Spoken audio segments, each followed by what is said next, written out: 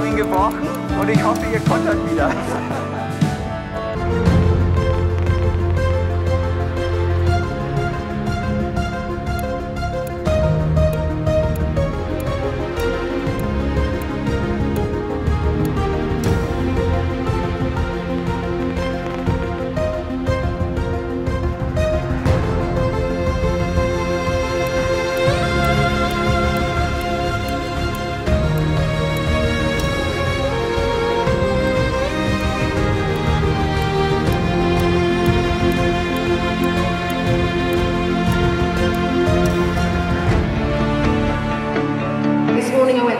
Your miniature museum.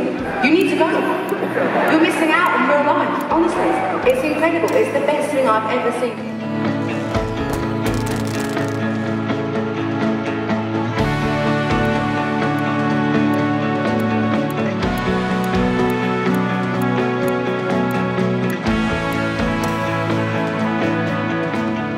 Wenn man sich vorstellt, wie es hier früher voll mit Getümmel war, das ist schon ein paar Wochen später irgendwie gefühlt in den Köpfen gar nicht mehr vorstellbar. Aber ich hoffe, genauso schnell wie das Gespenst kam, wird es auch hoffentlich wieder gehen.